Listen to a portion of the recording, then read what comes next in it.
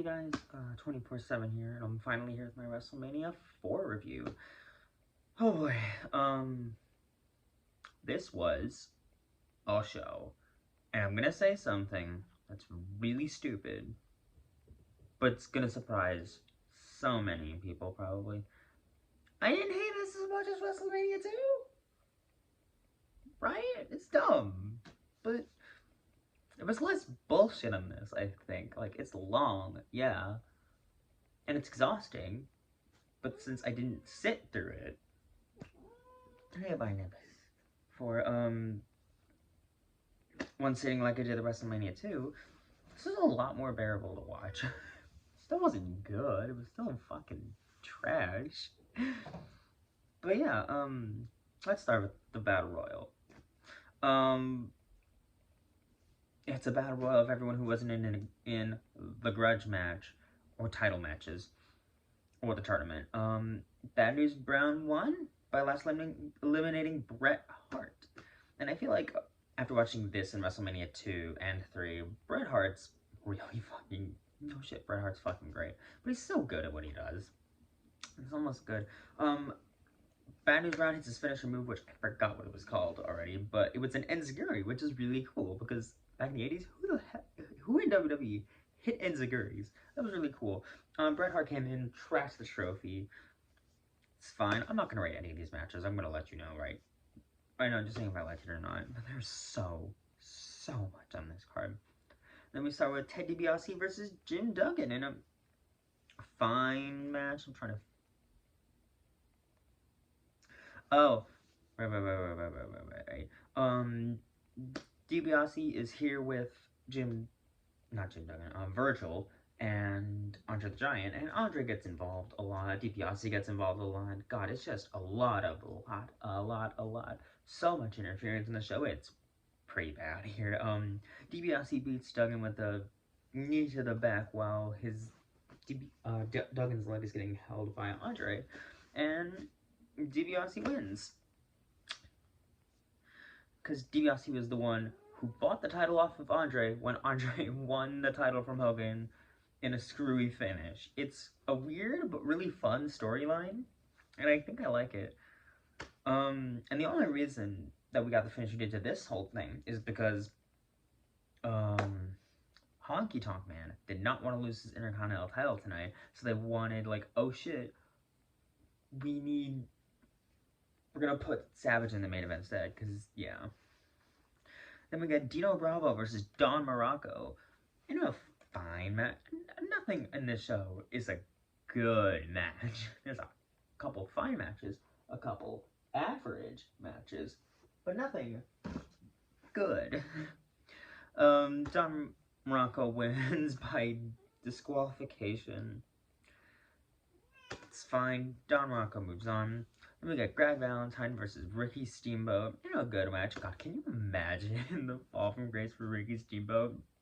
From WrestleMania 3, which Zach and I reviewed last week. Go check that out. Yeah, and then losing in the first round of this tournament to Greg Valentine. I don't know. Sorry, my cat's being a little... Yeah, Valentine catches Steamboat's top rope crossbody, rolls into a pin, and wins. Then we get Butch Reed versus Randy Savage, and yeah, just a standard match. It was really short, which I was surprised by. Barnabas, can you stop walking in the way? Cats. But yeah, Randy Savage wins with an elbow drop.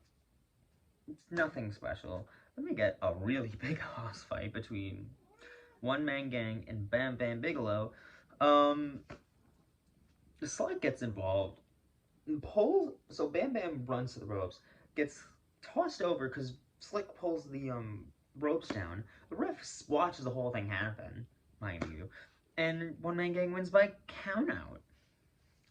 Then we get Jake Roberts versus Rick Rude in a pretty good match. The crowd gets super excited for it for no reason, mind you, but they do, and it's a time limit draw, so neither man moves on.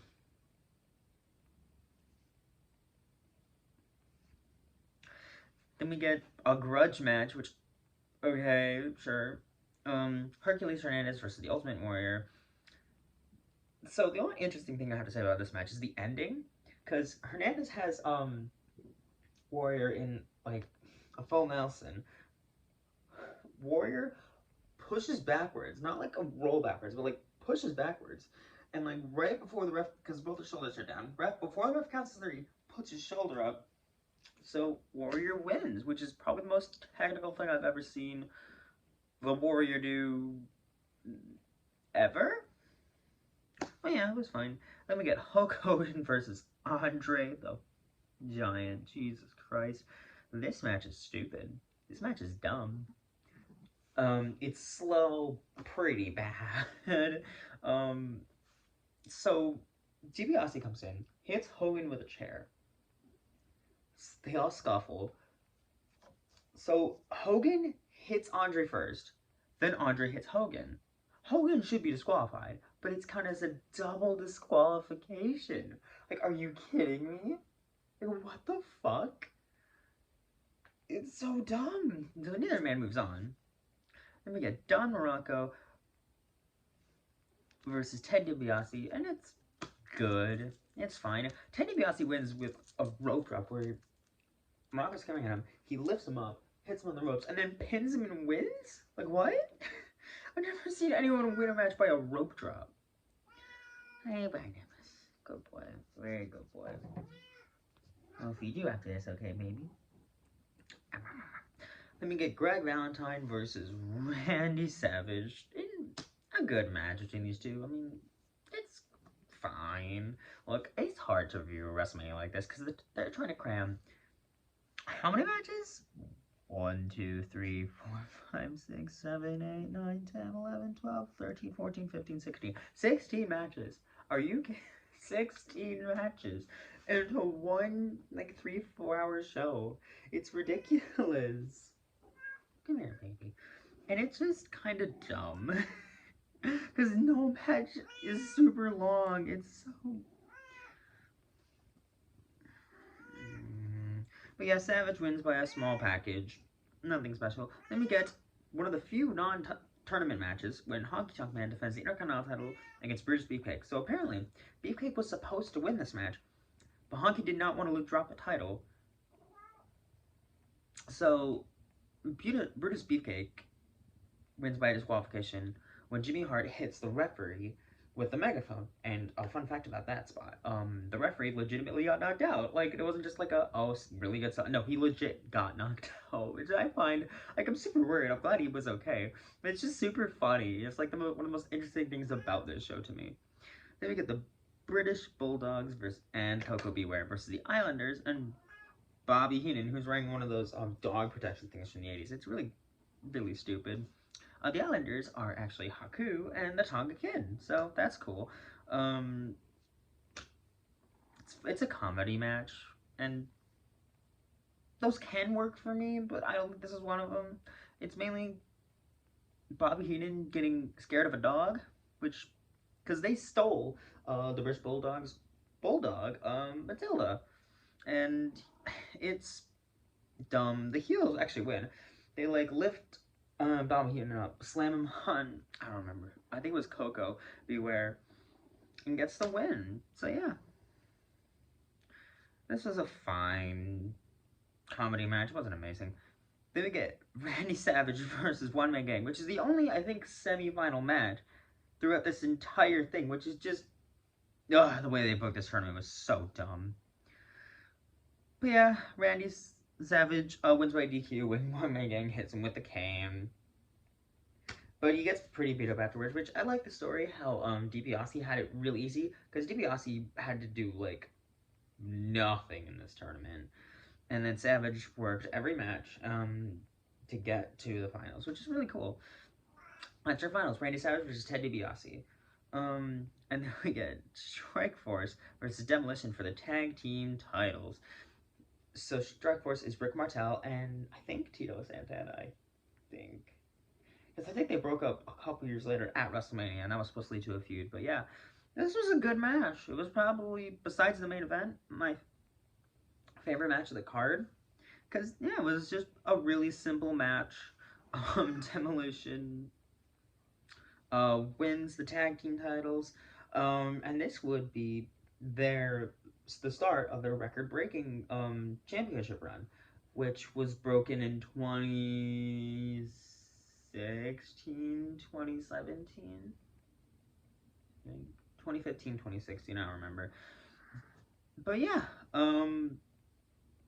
yeah, that's fine. Then we get the main event: Randy Savage versus Ted DiBiase. This was the best match of the show, and it wasn't even really close. It was just a good match in these two. I feel like they actually gave this match time, even though it wasn't super long.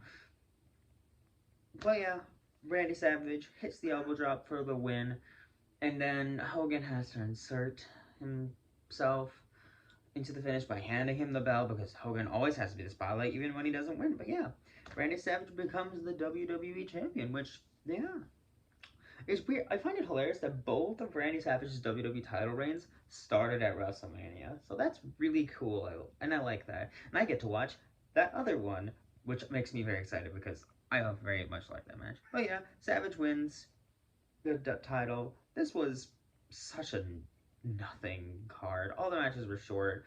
Like, I felt like if they, I don't know, I could have just structured this WrestleMania better because the pacing was kind of all over the place, to be honest. It just wasn't that fun, but part of me did enjoy watching this more than two, even though you could argue two is better, maybe, but not by much. This is still bad. I'm just excited to review WrestleMania 6 next. But yeah, Randy Savage winning here would be the start leading to one of the best pre-planned stories in wrestling history, the Mega Powers exploding. So if you want to see the conclusion to that storyline, wait till next week for Zach and Andrew's review of WrestleMania 5. But yeah, this has been WrestleMania 4. It was fine. I give it like a 2.5 out of 10 out of 5.